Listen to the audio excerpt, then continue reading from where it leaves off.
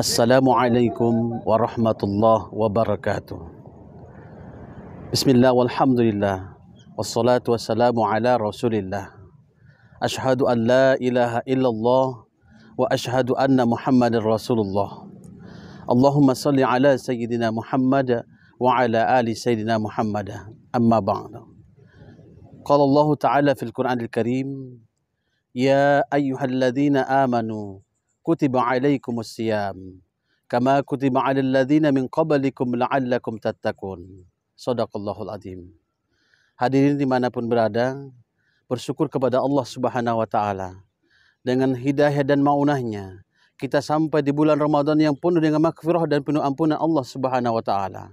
Kita bersyukur kepada Allah dengan hidayahnya dan maunahnya sehingga di bulan Ramadan ini kita bisa sampai disampaikan umur kita, alhamdulillah, kepada Allah Subhanahu wa taala.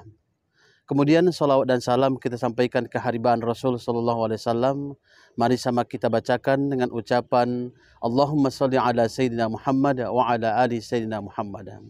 Hadirin pendengar dimanapun Anda berada, kalau kita bicara bulan Ramadan, tentu di dalam surah Al-Baqarah ayat 183 Allah telah menjelaskan, ya ayyuhalladzina amanu kutiba alaikumus siyam kama kutiba alal ladzina min qablikum la'allakum tattaqun. Hai orang-orang beriman, telah diwajibkan kepada kamu puasa sebagaimana telah diwajibkan atas umat sebelum kamu agar kamu bertakwa.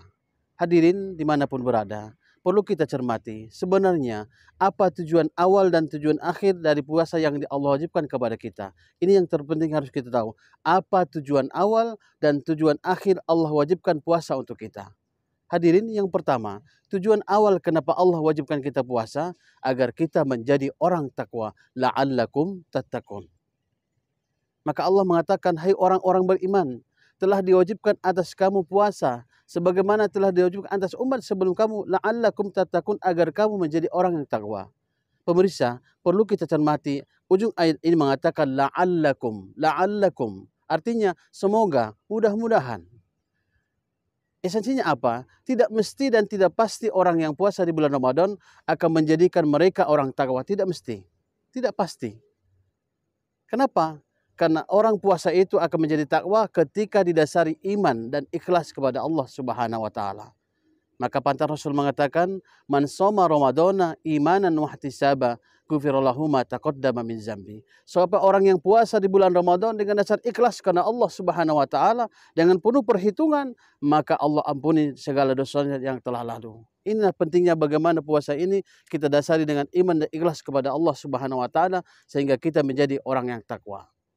Hadirin yang berbahagia, yang kedua, apa tujuan akhir dari puasa yang kita laksanakan di bulan Ramadan? Tujuannya tidak lain adalah la'allakum tashkurun, agar kita menjadi hamba Allah yang bersyukur. Kita tahu bagaimana caranya agar kita bersyukur. Kita ingatkan bahwa puasa ini bagi orang-orang yang telah melaksanakan sebulan penuh. Walitu'milul iddata walitukabbirullaha ala ma hadakum la'allakum tashkurun. Hendaklah sempurnakan hitungan bilangan puasamu sebulan penuh. Sebulan penuh.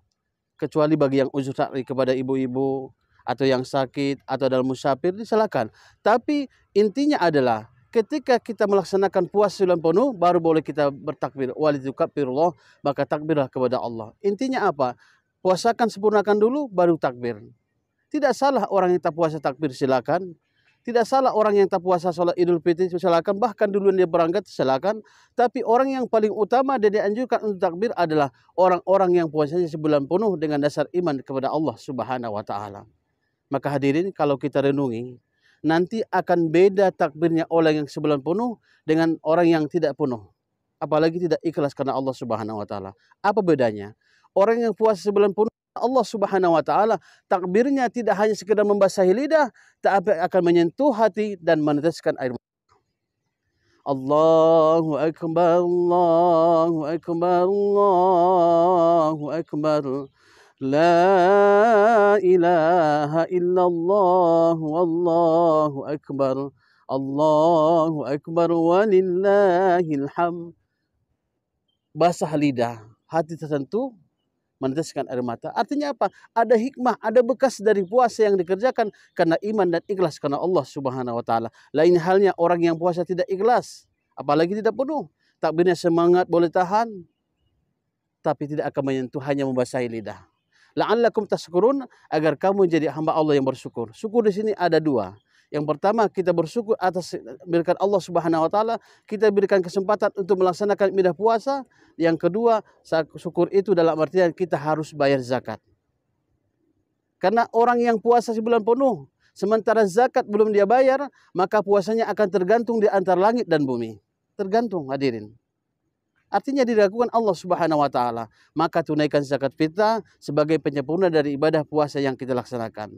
Karena ketika zakat tidak kita bayar, na'udzubillahi min zalik, dengan izin Allah, harta yang tidak kita keluarkan zakatnya di hari kiamat kelak akan berubah menjadi seekor ular. Berapa besarnya, berapa panjangnya ular, tergantung dari nominal harta yang tidak kita zakati. Dan dengan izin Allah, harta yang kita keluarkan zakatnya berubah menjadi seekor ular, dan ular itu akan ngomong sendiri dengan tuannya. Apa kata ular? Hai Tuan, tahukah Anda siapa saya? Saya adalah harta tuyang yang tidak Anda keluarkan zakatnya. Na'udzubillahi min dzalik. Hadirin yang berbahagia, mudah-mudahan dengan kita tahu tujuan awal dan tujuan akhir Ramadan ini memotivasi kita bagaimana menunjukkan iman takwa kita kepada Allah Subhanahu wa taala. Ilal liqa ma'assalama. Wassalamualaikum warahmatullahi wabarakatuh.